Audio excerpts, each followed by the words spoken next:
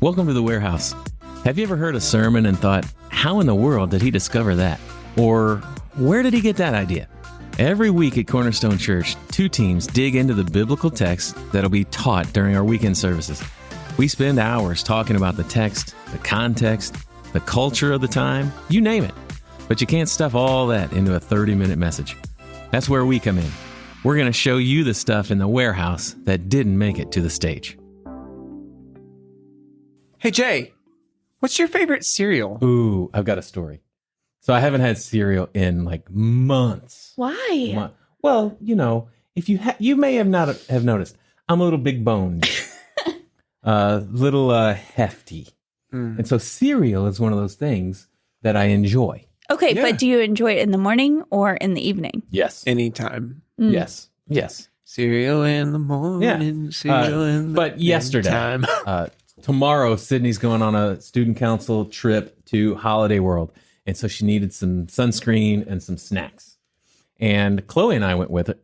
Well, I drove and Chloe came with us and went through the one of the aisles and I saw Tres Leche Cinnamon Toast Crunch. What?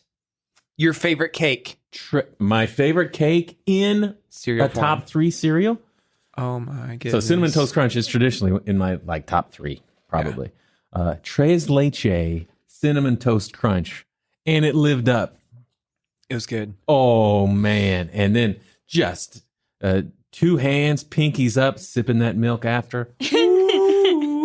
I need to know if it already has tres leches and you put it in milk. Is it cuatro leches? It's Quattro Leche. I had Quattro Leche cereal yesterday. And it was glorious. I bet. That sounds Oh, delicious. man. Stephanie, what's your favorite cereal? Oh man, I love Fruity Pebbles.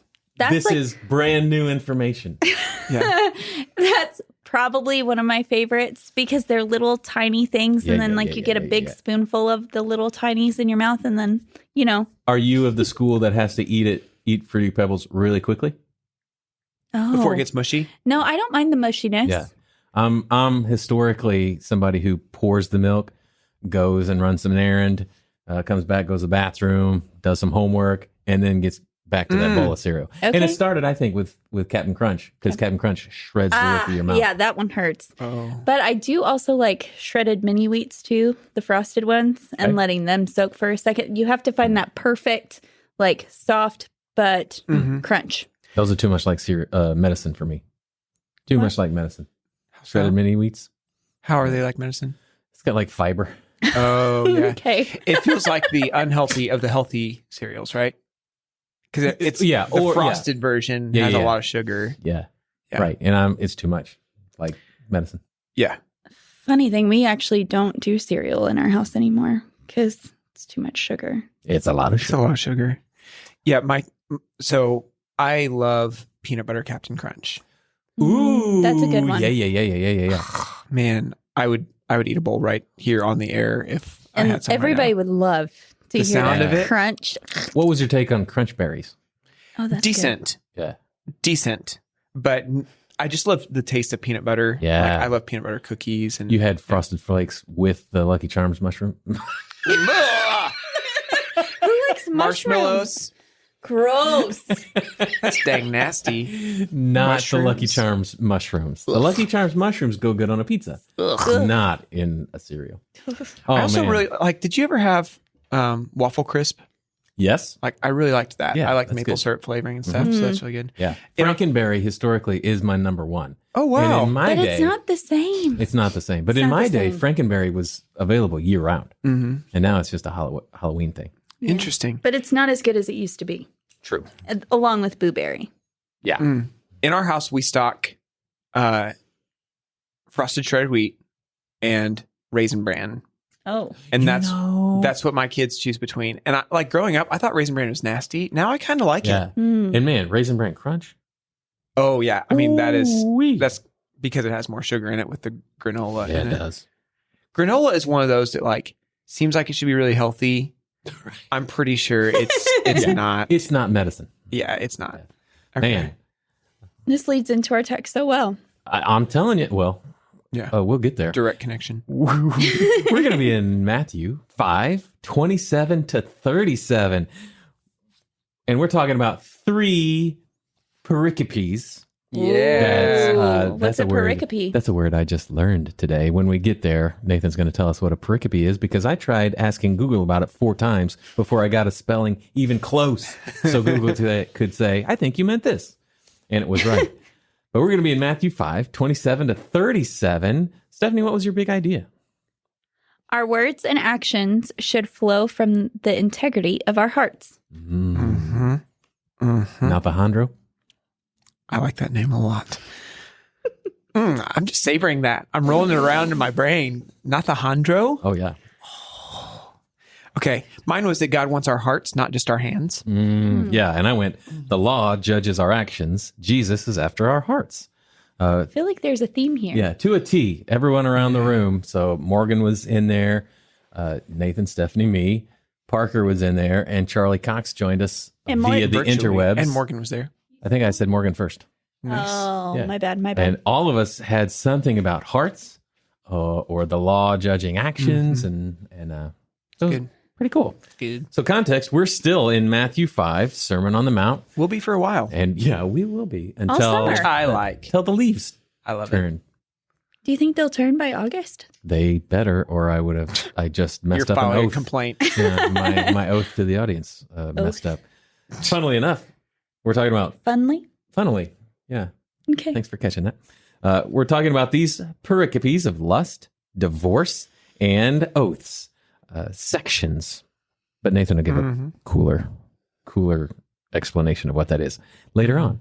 But 5, 27 to 37. We'll go 27 to 30 right off the bat. Sound good?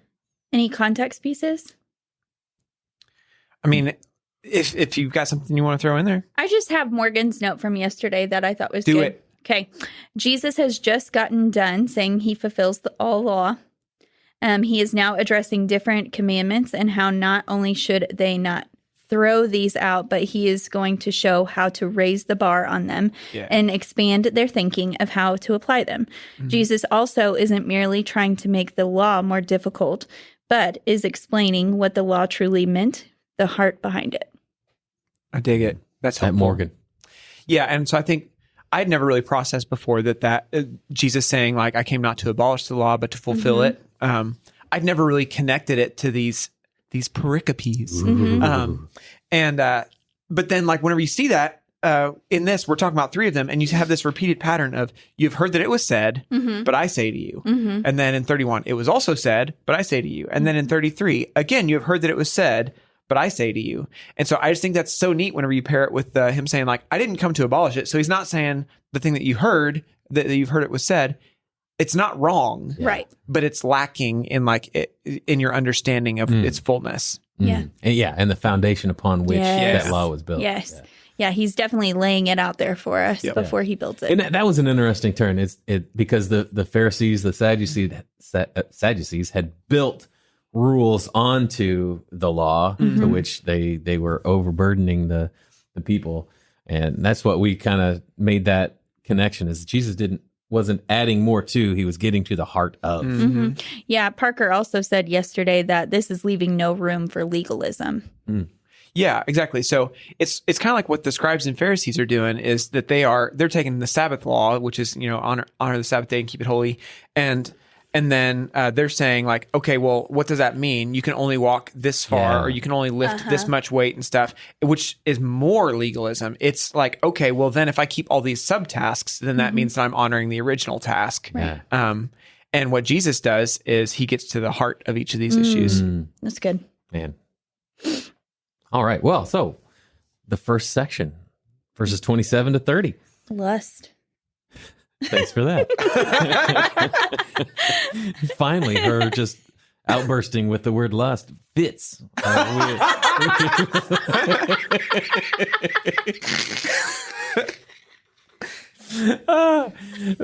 Verses 27 to 30. You've heard that it was said, you shall not commit adultery. But I say to you that everyone who looks at a woman with lustful intent has already committed adultery with her in his heart. If your right eye causes you to sin, tear it out and throw it away. For it's better that you lose one of your members than that your whole body be thrown into hell. And if your right hand causes you to sin, cut it off and throw it away. For it's better that you lose one of your members than that your whole body go into hell. Mm-hmm. Yamahama. Mm-hmm. So what is a pericope? So a pericope is a particular passage, and it usually refers to passages from the Bible, and it contains a complete thought. So it's more helpful, like, a lot of times you're like, well, I don't know whether to say, sentence or paragraph, because a complete thought could be, either one of those, or it could be multiple paragraphs. And so a pericope is a helpful way of just talking about a text from the Bible that encompasses a full thought. So would we go to even like a parable? Or parables? So the parable of the Good Samaritan is in itself a pericope. Mm-hmm. Cool. Like a section that you would study as a cohesive unit. Yeah.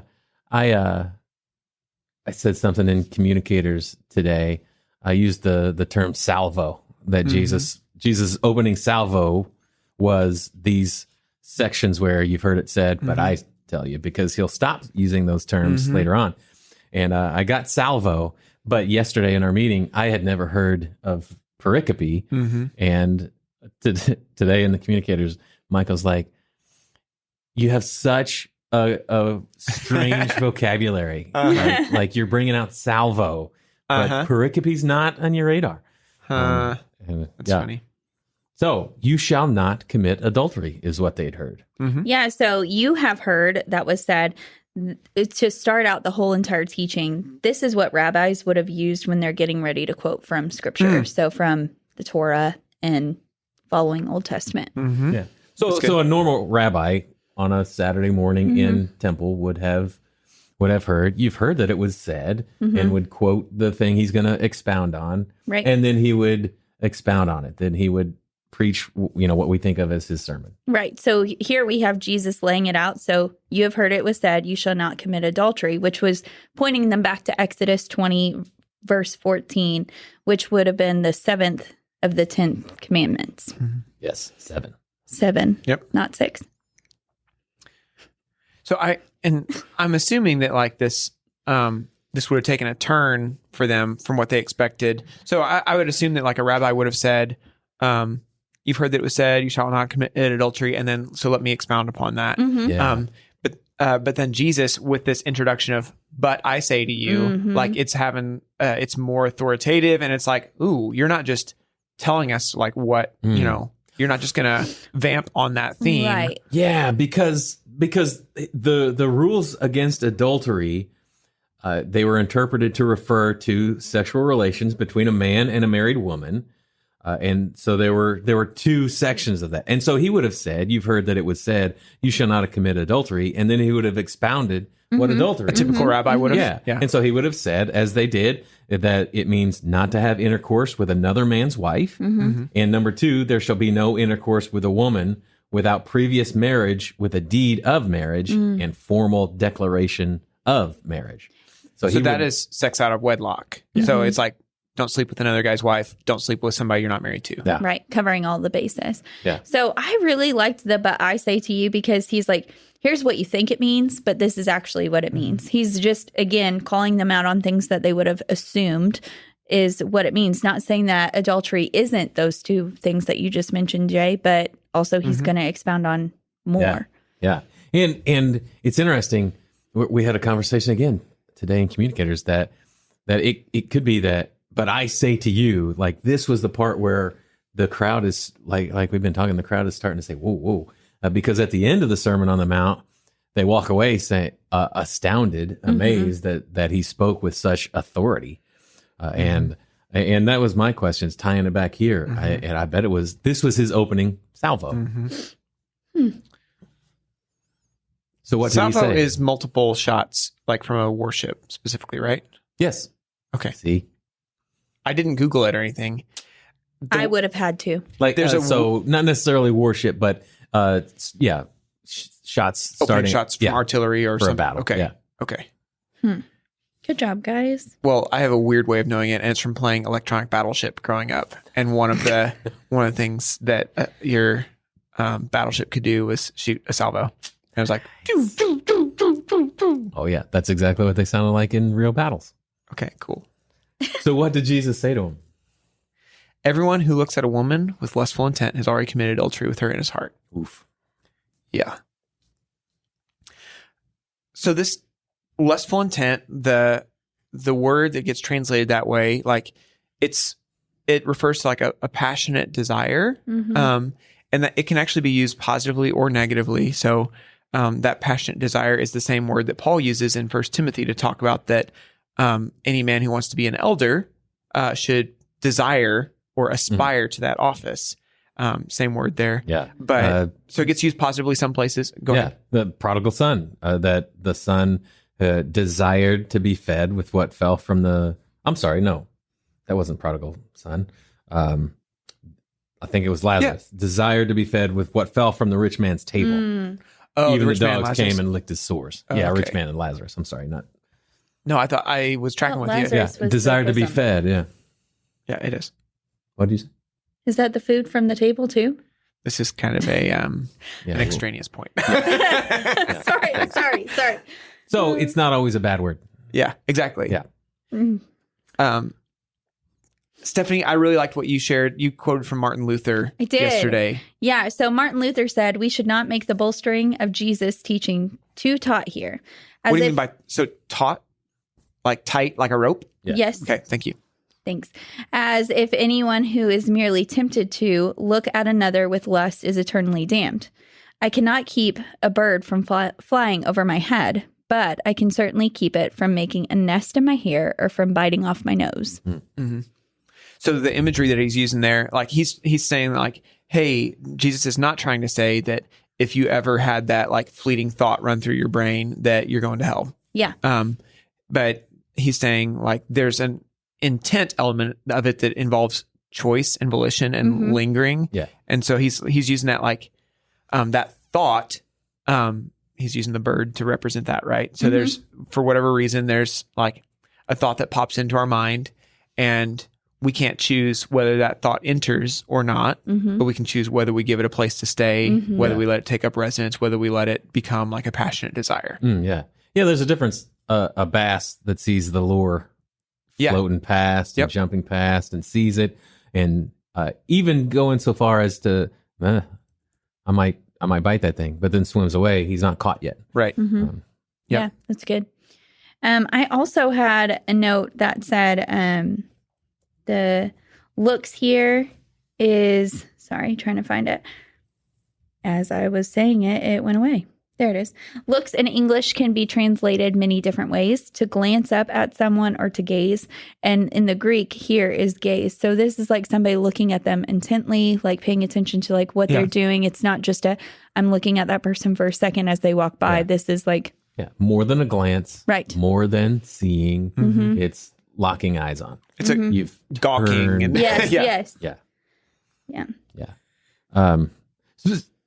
So in 2023, it's talking about more than a man sees a beautiful woman walk by and say and thinks she is beautiful. It's more than that. Right. And even, so one of the discussions we had yesterday, even like, so it's not just an acknowledgement of beauty, and even that like, I think, I remember this conversation, like that momentary flash of like even sexual attraction. Right. But it's like what you do with it from that point. Right. So like that is a legit, acknowledging beauty, nothing wrong at all. Yeah. Sexual attraction, like you gotta be really careful. That's a temptation to sin. But like it's not sin until you like engage that. Yeah. Right. Yeah. Temptation is not a sin. Right. Yeah. Yeah. And there's definitely a huge difference, like we've just been talking about, like temptation versus sin. There's just, if we fuel that desire, then we're making it into a sin. Oh, that's good. Fueling the desire makes the fire rage. Yeah. And burns the house down. Yeah. So that said, we're talking a lot about like what it's not. But like what it is objectifying someone of the opposite sex. And so Jesus was specifically talking about men here, objectifying a woman for your own sexual gratification. Which is, I mean, it's been a rampant problem forever. Like it's not, Right. it's not just now. We have more access to it now than ever, though. Yes, yeah. So the access of pornography being able to just show up on your phone at any moment, that hasn't invented the problem of lustful intent. Right. It's just proliferated it. And made it like everywhere. It's like, I mean, billboards on your phone, like ads. It's like, just I'm searching totally innocent stuff, and like ads that are not remotely related to things that I've searched for. Anything pop up on my phone. Yeah, and because they know I'm a 33-year-old male. Exactly. Yeah. And we talked today that when Game of Thrones was the biggest show in the world, that they had intertwined sex into just the normal story of the show. Yeah. And that's the world in which we live right now. Yeah.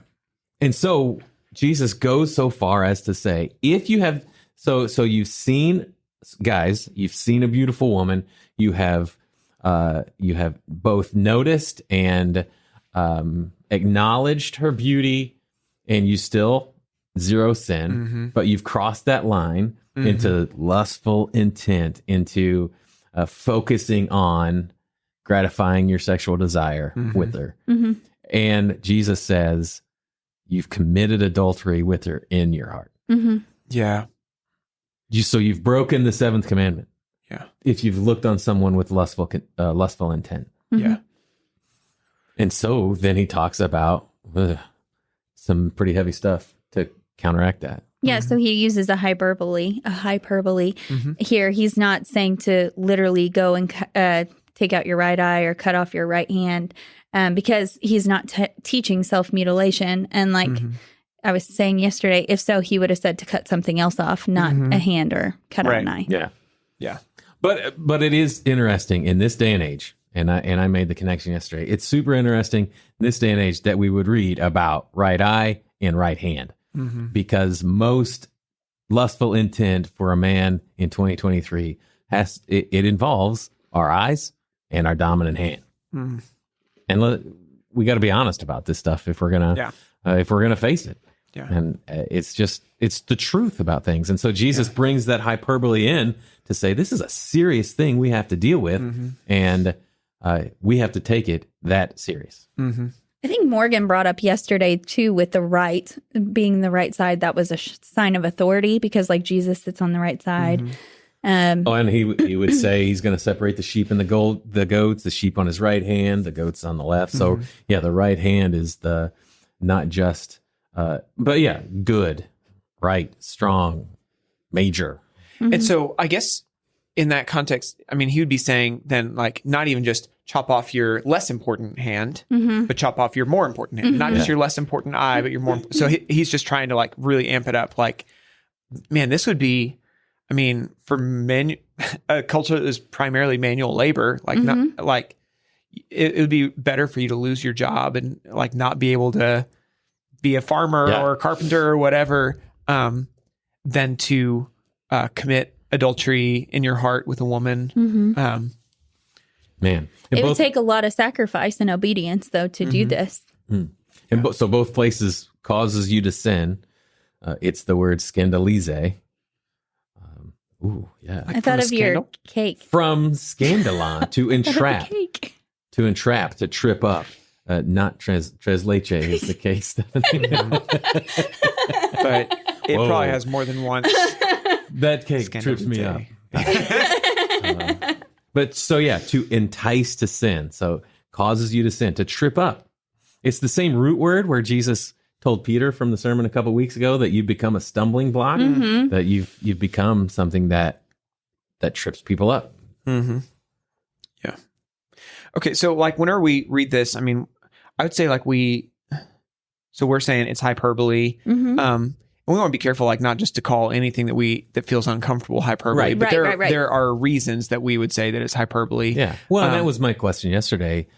We're really quick to jump to this is hyperbole, and let's just make sure let's cover the bases. And say, are we sure he's not saying if it's causing you to sin, chop that thing off? Right. Yeah. So I would say like we have to say hyperbole for a number of reasons. So one would be like you have to compare it to the consistency of the rest of the message of Scripture. Like, is there's a value on our bodies and taking care of our bodies. So Jesus can't be literally saying cut off your right hand because that's in conflict with other parts of scripture as for how we're supposed to take care of our bodies. So that'd be one. Second, looking at like literary genre here, like he is, it was common for them to use like poetic couplets and language to emphasize a point. So whenever we've got this right eye, like we should notice that he's using some parallelism here. Right eye causes you to sin, throw it away, for it's better than being thrown in hell. Right hand causes you to throw it away, to sin, throw it away, better than going to hell. So we should notice that like there's some repetition there that cues us into that this is likely, poetic. Yeah. And go ahead. I was just going to say, in the hell yesterday that we kind of discussed was Gehenna, which would have been talking about like the place that they burnt their trash, right? Outside Jerusalem. Right. So this valley. isn't this isn't talking about necessarily like the place that you would spend an eternal punishment. Yeah, he wasn't talking about Sheol. Yeah. Correct. Which I think it's kind of a fine line to draw a little bit because they both get used. So I don't think you can say that it's either necessarily not talking about it. But if we're thinking about like what they most likely heard, if they have that, actual burn pile right outside, then that's probably what they would have associated with. Well, so also in my head, I'm thinking Sheol to them was just a place of the dead. It wasn't even a place of torment, correct? Okay. And it was more of a resting place. Waiting for. Yep. Yeah. So that's 27 through 30. Anything else for that section? I think I think the very clear message of that section is so like be careful with your heart and how you allow yourself to think about a woman. And then it's such a serious thing that you should take drastic action to prevent it. Yeah. You should take whatever means necessary to prevent yourself from stumbling in this way. Well, I was listening to a sermon about this whole section, and he put up a really good point about like just even the movies and stuff that you watch, like how some movies can cause you to sin because of looking upon a woman or on a man or whatever that may be. Where if you watch a movie with violence, it's not going to cause you to go out and murder someone, but within your heart, you're right. That sexual scenes in a show or a movie are a very slippery slope, especially for dudes. That it's a very slippery I would slope. say for women too. Oh, sure. Yeah, but a higher percentage of guys are susceptible to it. But yeah, so Die Hard is not going to lead me down a slippery slope to go and shoot a bunch of people. Right. But seeing some swimsuit model in some scene somewhere, that is going to plant that thought in my head. And if I don't capture that thought, it's a slippery slope. Right. Yeah. And one of the ways I process this is like, even I know that violence on TV is not real. You know what I mean? Like nobody's actually dying whenever they're shooting that scene, but that woman is actually that's good. actually naked. That's good. That action scene has fake bullets, fake guns, fake blood. Yeah. Oh man. And so I think there's also something to be said. Like I've processed this some with a friend that like I think you have to know yourself a little bit too to know like what is triggering and like where your threshold is. Like I would say I have a relatively low threshold for like what I'm okay with as far as sexual content. Yeah. And so like there are shows that my friends have like been able to watch and recommend and stuff, and I just end up having to go back and be the weirdo that says like, I'm sorry, I just can't do it. Yeah. And my tolerance has decreased tons since I've gotten freedom from all of this stuff. Yeah. And on the same scale, I skip forward stuff I used to not skip forward. Well, which takes us back to even like what Morgan was just teaching on with Salt and Light. Like same thing. Like sometimes it causes us to not do the things that the world is doing. So we look a little different. Yeah. So Morgan's sermon from 2 weeks ago. Yeah. Did that masterfully. Yep. I'm ready for the next pericope. Are you? Ooh. Verses 31 and 32. Hey, I said a word. She pronounced it right. Yeah. I've been scared to say it, guys. Praise you nailed his name. it though. I did it. 100%. Let's go. Praise his name. It was also said, whoever divorces his wife, let him give her a certificate of divorce. But I say to you that everyone who divorces his wife, except on the ground of sexual immorality, makes her commit adultery. And whoever marries a divorced woman commits adultery. Mm-hmm. Also, we did want to, we talked a whole lot about covenant in marriage in that title sermon on episode 22. So if you want more about that, head on back to episode 22, because this is episode, like 40 something. Wow, that's pretty cool. That is crazy. Yeah, so we're not gonna camp out here a ton on like what he's going after. And this is also like, where's the longer version of this? Matthew 19. Okay, Is it right? Thank you. Yep. Yeah, you got it. Yep. You got 6 it. through 9. Hey. Yep. And so, Jesus talks more about it in Matthew 19, 6 through 9. So whoever divorces his wife, it's get her a certificate of divorce. It's pulled straight from Deuteronomy 24, 1 through 4. And that it is interesting, that Matthew 19 passage, they're questioning him, saying, why did Moses command us? And Jesus comes back and says, oh, no. God allowed you. Hey, Moses allowed you to do this because of the hardness of your heart. Yeah, and a lot of this, so just taking it from this perspective, them hearing this was a way of just them so at the culture at the time, there was two, you say that. Hillel and Shammai. Shammai and Yep. Hillel. Yep. Okay. Hillel would have been saying that they can basically get a divorce for any reason. So Jesus bringing this up is to talk to them about hey, you can't just do this just because you want to, right? And this was for protection of the women, because in 5 years, these guys could have gone back to this woman and said, hey, you're lower than most things and you're my property and I'm going to take you back regardless of what you've gone through or anything like that. Yeah. So this is setting it up for them necessarily so women weren't just taken advantage of at the time. Yeah. And again, at no point does Jesus endorse or say divorce is good. Right. Divorce, it has victims on all sides every time. Yeah. There's pain and there's wounds and scars every time. But there is also, just as for the person struggling with lust, there is grace and forgiveness, and there's freedom. And maybe it's because I'm the groups guy. It's easier to find freedom and grace and strength again when you're in a community of people who love you and are going to walk that road with you. Oh, that's definitely an echo chamber for sure. We need to be in community, especially for lust and divorce. Those two things to help hold us accountable. Yeah. What do you mean an echo chamber? That's usually a bad thing. I'm repeating the same thing, I guess. So it's not an echo chamber? We're in an echo chamber, is what you're saying. Maybe, I don't know. Okay. Take it a positive way, not a negative way, people. Done. Thank you. I just meant I'm repeating the same thing Jay said. Yeah. Okay. It's important Is there to be an in echo? community. She wanted to say ditto. So is that, I'll Google it. Yeah. Awesome. Awesome. For your So Google find it. your people if you haven't found people yet. So here again, he's elevating their view on divorce. They were focused on legally this debate on when is it fine for me? When can I divorce her and stuff? And he's just elevating it, saying divorce is a really serious thing. Yeah. And it's better for you to stay married. Stop fixating on now, can I divorce her now, or does she have to do something worse? Right. And instead focus on loving your wife. Yeah. Yeah. What? And one of the things Michael did say during that sermon series when we were talking about marriage was that we should treat divorce as if we're treating a death in the family. Isn't that the language he was using? That sounds right. I don't remember. Yeah, that there should be, when it's going to happen. It's going to happen until Jesus returns, and man, we should treat it as in a way of mourning. Yeah.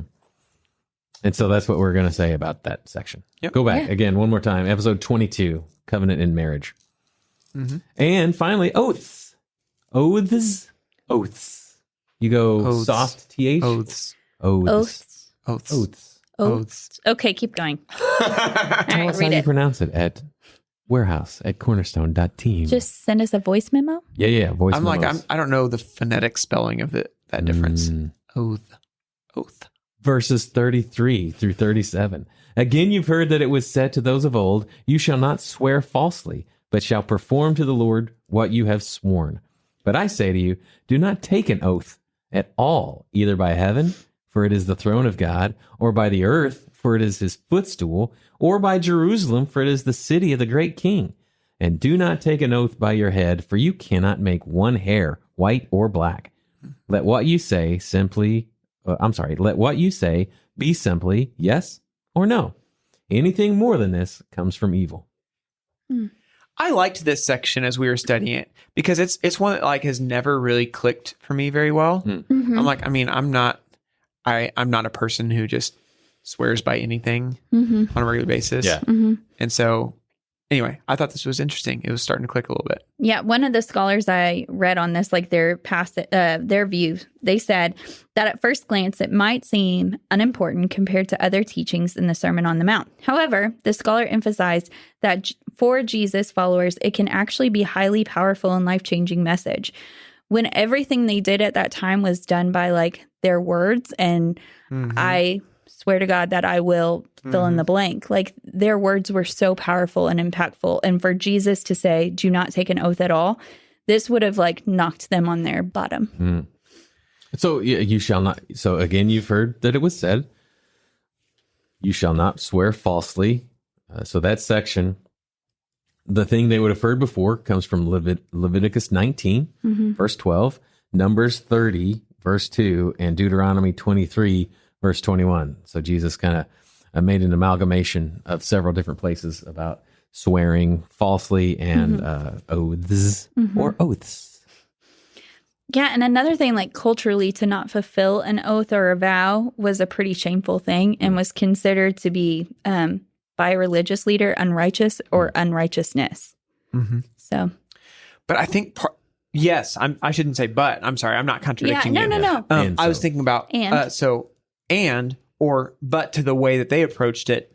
Matthew 23, I think, is really interesting in this regard because it's like culturally a little bit lost on me what's going on. But then like checking a cross reference over here, Matthew 23 says, woe to you blind guides, talking to the Pharisees, who say, if anyone swears by the temple, it's nothing. But if anyone swears by the gold of the temple, he is bound by his oath. And same thing, he talks about the swearing by the altar versus the gift on the altar. And so that helps me understand that like part of what's going on is they've got this really complex hierarchy of like what's most important and what's binding. And anyway, it could just get very like complicated and entangled to keep track of like, okay, which word do I have to keep? If I swore to him by the altar, but then swore to him by the gold on the altar, and then swore to that guy over there by the sacrifice and stuff, like I can get out of this one because it wasn't on the altar, and that one supersedes this. And it's like it would get to be a very complex thing. Yeah. And again, the Pharisees had built on top of the spirit of the law. They had built things that I was thinking of a Ninja Warrior course on top of that the people had to try to swing through and jump over, and they just kept falling. And here Jesus tears away all of the man-made structure that was built and gets to the heart of the matter. When you decide to do something, do it. And if you can't do something, say you can't do something. One of the things I got whenever I was reading this, so either by heaven, for it is the throne of God, or by earth, for it is his footstool, or by Jerusalem, for it is the city of the great king. And do not take an oath by your head, for you cannot make your hair black or white or black. It's like when we're reading that, God is everywhere. His presence is everywhere. He is the governor of all of it. Like it's all his. So no matter where you're swearing by him. No matter what. That's what because if I had no intention of doing the thing that I'm promising you that I'm going to do, I would say something simple like, I swear by my head that this will happen, because I'm not swearing by Jerusalem or the temple or the gold on the temple. This is just my head. It doesn't matter if I say it or not, because God's not here. But yet Jesus is saying, oh, by the way. Right. I think I love that. And I would add to it that like all these places are places where God is in control. So like recognizing, like, I think especially whenever you hit the part about don't swear on your head, for you cannot make one hair white or black. What he's saying is like, you have absolutely no control over even your own hair. let alone the city of the king or the footstool or the like Jerusalem or the earth.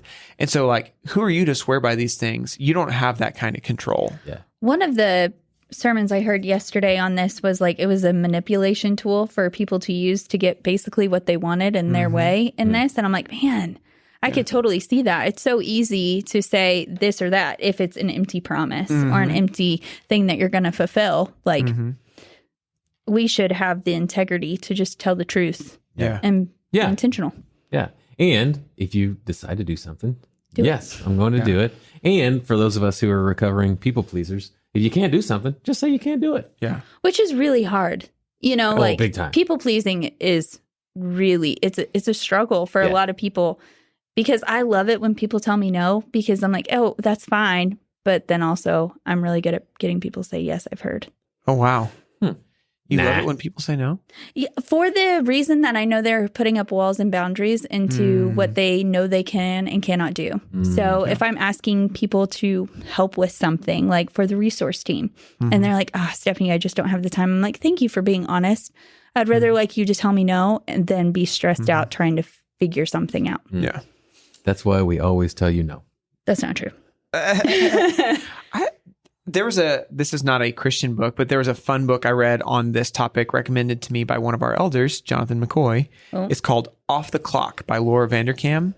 And it's about your schedule and stuff, but she talks about this, like when to say no. And she's talking about your calendar, and she mentions like, if it's something, whenever somebody's asking you for something, 3 weeks from now, like, hey, would you come do this? She's like, if you wouldn't do it tomorrow, then you should say no to doing it 3 weeks from now. But, Really? yeah. Interesting.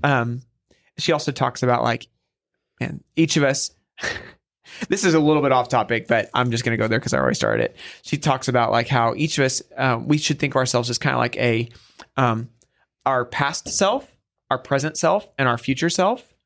And so what, like if you think about habits or disciplines or decisions, it's like yesterday I thought, you know what, it would be great for me. It'd be great for me to get in a routine of exercising. I should exercise tomorrow.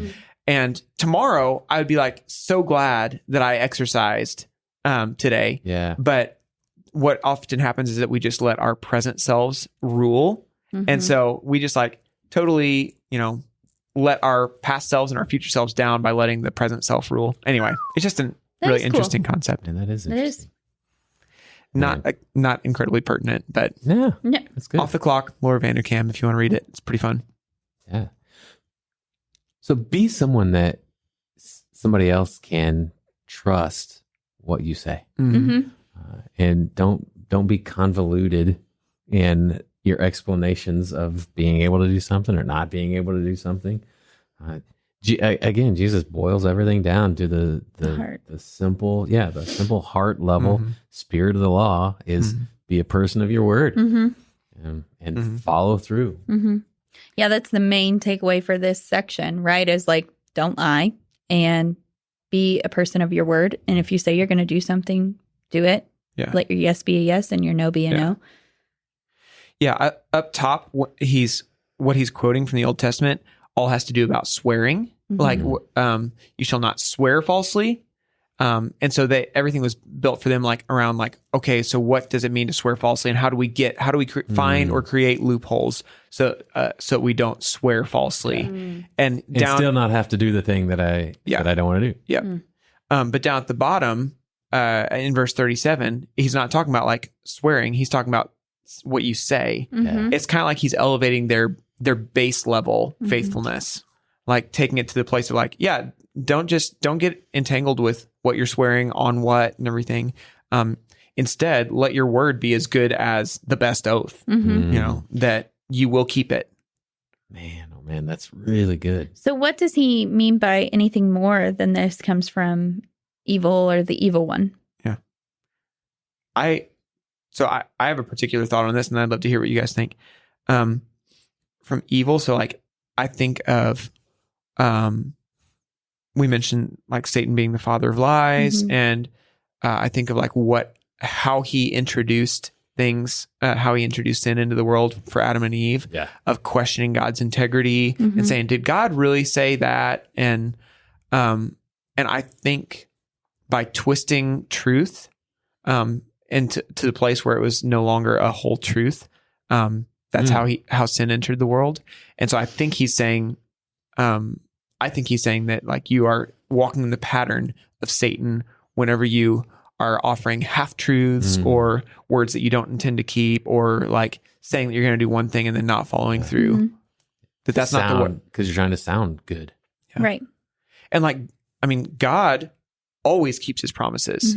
So if you're going to walk with, like, if you're going to be patterning your life after righteousness and like after Jesus, like Jesus never, ever promised something and didn't deliver. And so, if we are promising something and then not delivering it, then we are like doing what would be called evil. That's good. Yeah, I would say exactly what you said. Ditto. Echo chamber. Yeah, he took notes as you said that Yesterday. earlier. Yeah. I just want credit. Yeah. Thank you.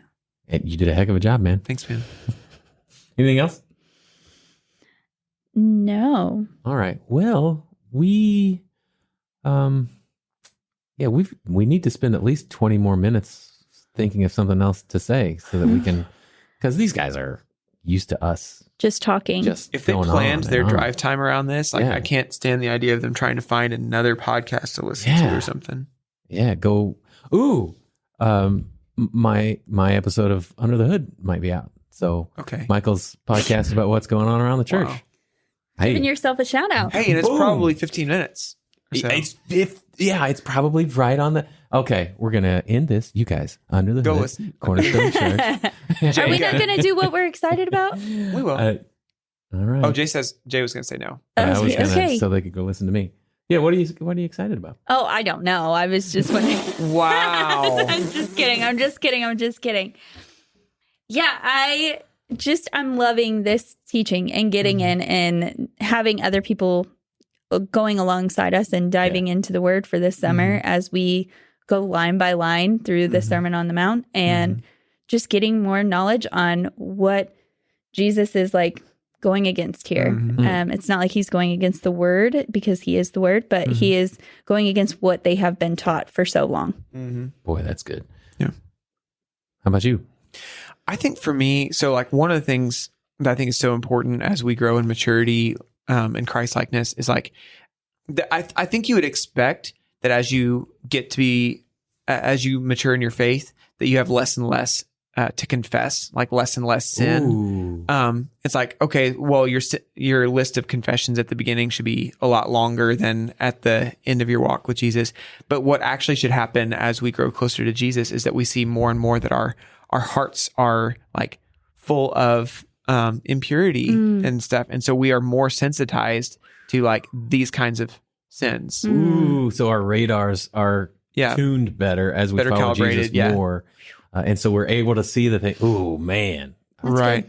I'm confessing this and that and this. Right. Yeah. And that it's a good thing. We have this idea that confession is that I don't want somebody to see me praying with a prayer team member, Right. Because they're gonna think I got to confess something, Right. Where in reality we're like, that guy's confessing something and becoming more like Jesus. Yeah, Right. we should be wanting to confess things and repent of things and turn from things. And Oh man, And James lays that out as part of just obedience to Jesus. He says, confess your sins one to another that you may be healed. And so it's like, that is part of the regular rhythm of Christian life. It's not like an occasional occurrence or something that like, when our stuff is going really bad, then you need to find somebody to confess to. But it's like, man, I love having people in my life that I can, at the end of a day, just say like, man, I really screwed up on this. Yeah. Like I did not honor that person well with my speech, or I struggled with lust in this way or whatever, man, so good. Yeah, ditto. I think the deep need for us to walk this life out in community has really been slapping me in the face lately, and how, especially today, these issues of lust and divorce, we want to carry into the shadows because for some of us, they bring shame and they bring detachment. And Jesus is calling us to come out into the light and to be people who confess stuff to each other and and call out stuff in each other and do it with smiles on our faces as we're gladly following Jesus and helping bear the burden for each other. Yeah. I just want to toss in there, like, if you are struggling with like, hey, you know what? I want to confess sin, but I'm not even really sure what to look for. I haven't done any of the big ones and stuff. There's been a couple tools that have helped me. So one would be like Psalm 51, reading through that. That's David's prayer after committing sin with Bathsheba. And that one like gets me every time. And then secondarily, like there's a book called The Valley of Vision, and it's a collection of Puritan prayers that these guys were so in tune with like the wickedness that's in their heart that like reading through these prayers always attunes me to something else. I'm like, oh, I didn't even think about that, but you're right. That is a spot where I'm lacking or I'm sinful. Yeah. So The Valley of Vision is another great book to have on hand if you want something to help you with some confession. Yeah. Oh, so good. And we're right there with you. We don't want to pretend like we're up on this level that nobody listening is at, because man, I needed to confess something yesterday. But I'm not going to do that here. All right, guys. Anything else?